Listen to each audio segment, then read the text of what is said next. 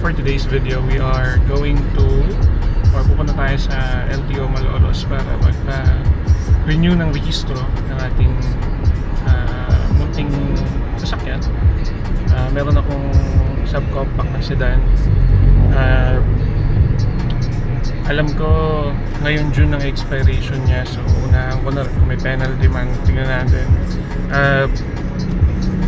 Bali, kumuha na ako ng insurance sa Cebuana. Napanood ko lang din siya sa YouTube. May mga kumukuha ng insurance sa Cebuana. So, malaking tipid siya. Kasi sa LTO, I believe mga 1 to 1.5 yung ina-offer nila para sa third party insurance. And then this one, nakuha lang siya na 611. Mapakita ko mamaya yung paper pag nandun na. So, samahan niyo ako. Papakita ko yung mga proseso kung paano yung mismong proseso ng pag-renew. Sana hindi tayo masyado mahirapan at sana hindi naman nila questionin yung insurance natin kay Cebuana, kasi gumawa tayo sa labas or sa private entity rather than sa diretso sa nire-recommend ni LTO. Syempre para din makatipid, being practical. So yep, papagasan tayo and samahan nyo ako. Again, Lexan.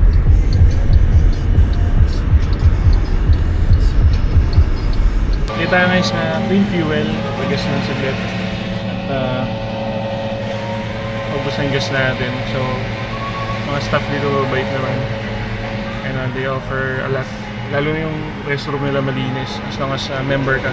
So may membership card siya, nag-accumulate ng points. So sinishare ko lang na goods din dito sa Clean Fuel.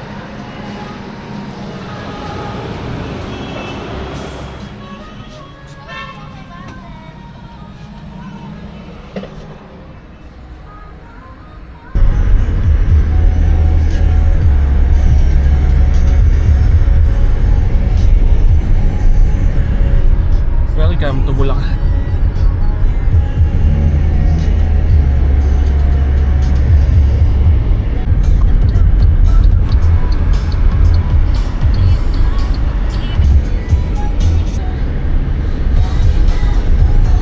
Tara, baybayin muna natin yung NLEX.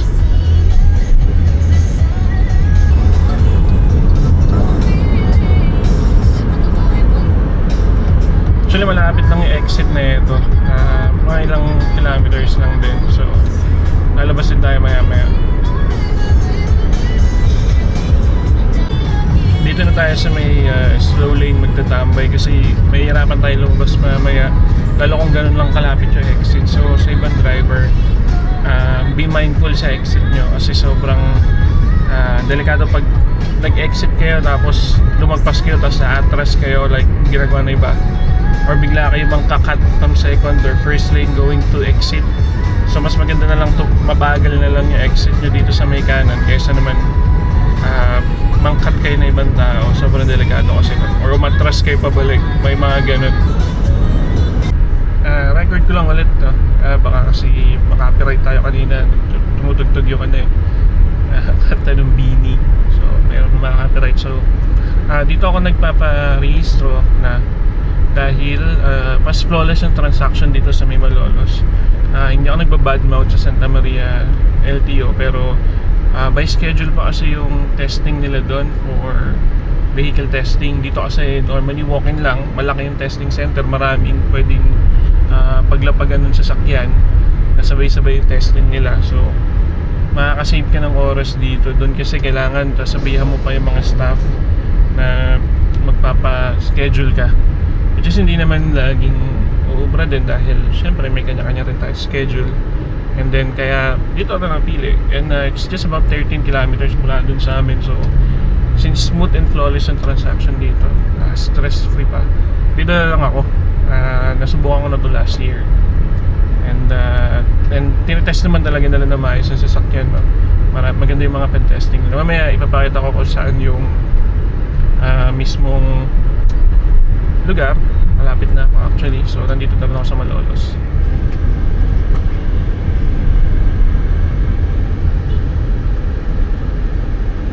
And matapos-tapos na pala yung railway dito. Konti na lang.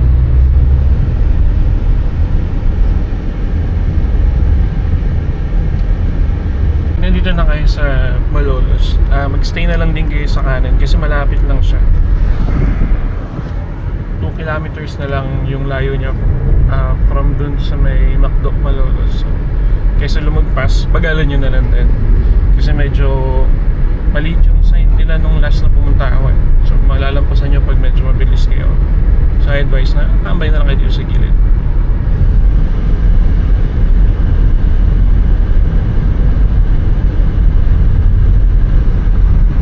So eto na siya, Santa Clara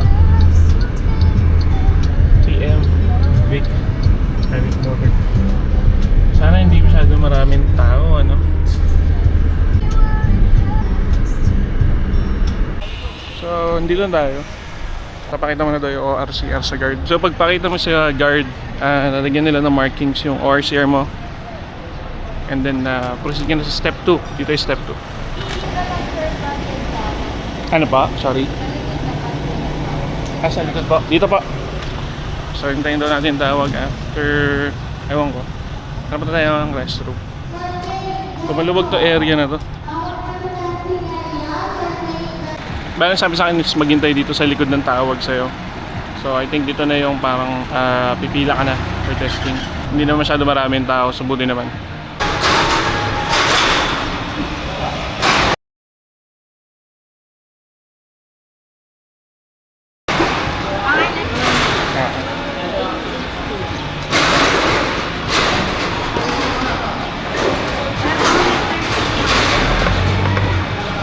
Bali, tatawagin na lang po ulit dito. Thank you. So after mo nung pag tinawag ka na doon, magbabayad ka na ng payment for testing. And nilagay ko dun sa video yung kung magkano siya. So yung buti may nag-advise sa akin na ibigay yung papel. Kasi kung hihintay mo pala yung tawag sa'yo, hindi pala tatawagin. So kailangan mo ibigay proactively yung papel sa nag-a-assist para ipila ka nila. Nag-ooperate ng machine. So yeah. Huwag nyo kakalimutan na ibigay. Mabilis lang yung process, matagal yung pila for testing. Mabilis lang din yung testing.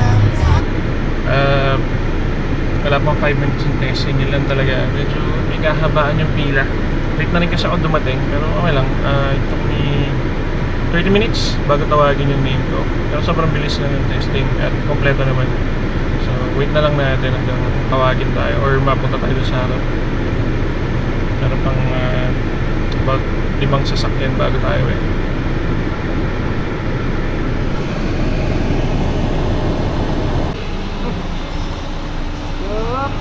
Yun. Ano po. Tapos dito yung... dito. Andiyan lang. Lipat mo yung isa. Saan po? Opo, napabili lang ako eh. Ay, yung papel, boss. Okay lang sir, video tayo.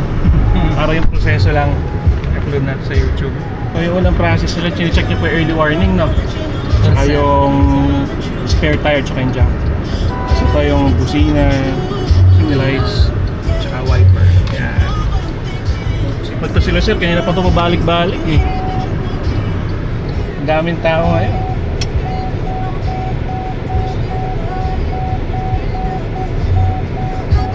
Yung reverse light, check.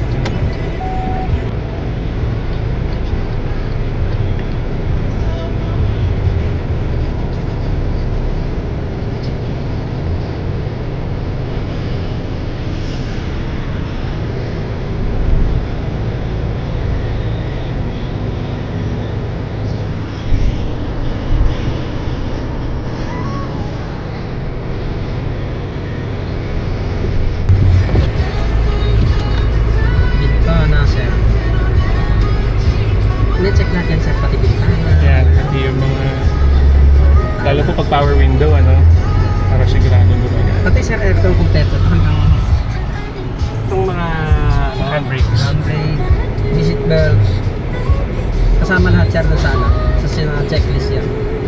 kaya sulit din yung bayad nyo dito, mati-check nyo yung problema na sasakyan. Hindi pa mulat yung tao sir sa ganito. Pero pagka alam mo, dito ka na. Yun nga po, yung binabayad mo kasi dito para ma-check din talaga lahat eh. Hindi lang para sa LTO eh. Hindi, ang yun sa local ignition kasi sir, ang mentalidad ng tao, marihisto lang. Mm-hmm. Tama po. Okay na, yun lang. Wala na yung safety. Basta ang mahalaga, marihisto.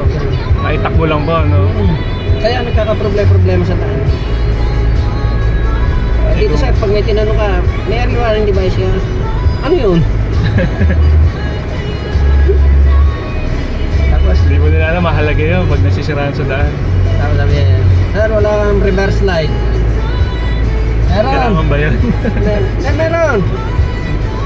Wala sir. Meron nga. Tingnan mo sir, hindi lang gumagana. Meron naman po, hindi na Hindi lang nagana. gumagana.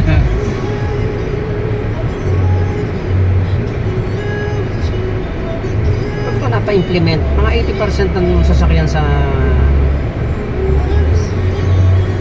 madalang na halos yung emergency na lang talaga yung makikita mo nakatirik sa daan. Opo, yung talaga inabot na lang. Hindi naman mawawala yun ang accident. Yung ganun. Mga baterya issue, ganyan. Gusto mong pagpawisan ka, kahit naka-aircon ka, masiraan ka ng sasakyan. Siguradong pagpapawisan ka.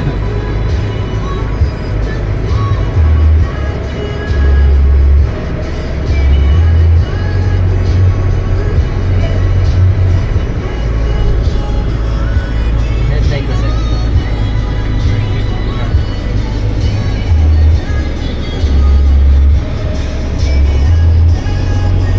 So dito hindi na sa technically visual testing sa headlight. May numbers na silang kinukuha. Low beam ng driver side sir, yung kanina high beams. Tapos passenger side, high beam. Ayan, naka-high niyan sa passenger. Tapos biglang low beam naman. Hindi siya pwede okay na yan kasi may nahabol silang pasadong numbers na. Sige po. Yun. Patapos na tayo sa ating testing na to sa Lexus LTO. May insurance naman na tayo from Cebuana. Papakita ko mamaya yung insurance pag nilabas ko sa bag. Mas mura siya actually. Hopefully wala naman sila maging problema doon. May iba naman ang gumamit na sa Cebuana na yan. Ilan na rin yung nakita kong ganun yung in-avail at nakantipid talaga siya. Dahil lang natin yung printed na test and then punta tayo na LTO which is dito lang din sa loob. Ayan, okay naman tayo lahat. Nag-pass tayo sa lahat ng test na ginawa, no? So, proceed na tayo sa LTO. Ito nga pala yung insurance ni Cebuana. Para makita nyo lang yung official receipt nila. Ano, pakita ko na lang nasa ibabaw. Ito. Pakita ko. So, nag-cost nga lang siya ng 610 eh. Actually, mura-mura lang. Ayan, so na, proceed tayo sa LTO. Pag nakuha nyo na yung result nyo, punta na kayo dito. Dito na siya sa tabi mismo ng testing. Yan, yung extension na LTO. Tapos papasa nyo lang yung papel nyo. Sige po. So natapos na tayo sa LTO. 1:17 na. Mga 2 hours and 17 minutes yan. 2 hours plus tayo nabal natin. Kasi nabot natin yung break time nung sa LTO din. Mabilis lang naman sila nag-break. Ibigay naman na agad yung papel natin. Late na rin kasi tayo, 11 AM na rin ako nakarating dito. So kaya mahaba na rin yung pila. And kung aagahan yung feeling ko, mas matatapos kayo na mas maaga din. Kung mga 7 or 8 AM nandito na kayo yung una sa pila. Sobrang bilis lang ng proseso. Kompleto na, nandito na. Huwag nyo lang palang kakalimutan dali yung registration nyo ng last year. Kasi kanina, dapat ako ng 5 minutes kakahanap ng registration ko for last year. Sobrang liit lang ng papel na binigay sa akin last year. Kaya ang hirap hanapin. Ang nabitbit ko is yung original pa na ORCR. So kailangan dali yung resibo for last year. So tandaan nyo, dadalhin nyo yun ha. Hindi lang yung original na bigay yung first registration nyo. Kailangan nyo yung OR no previous registration nyo last year para hindi kayo lumabas na unregistered or at least hindi man lang kayo magkaroon ng penalty. Okay? So yun, going home na ako. Salamat marami sa panonood ng video ito. I hope may natutunan kayo and I hope nalaman nyo yung mga proseso. By the way, may additional na 200 sa convenience fee dito Kasi kaya LTO extension lang to, hindi to LTO office. Taga-process lang sila ng registration nyo, renewal nyo. So hindi kasama sa resibo nila yung 200 na convenience fee. So para sa inyo, hindi ko alam. Binayaran ko na kasi nandito na ako. At mabilis naman, wala pang 30 minutes nandiyan na naabutan lang ako ng short break nila. So yeah, that's it. Please like and subscribe. Sana may marami kayo natutunan sa video na to, and natutunan niyo yung bagong proseso ng renewal ng registration ng mga sasakyan natin. So until sa next video, balik na tayo sa motovlog. Bye. Ciao.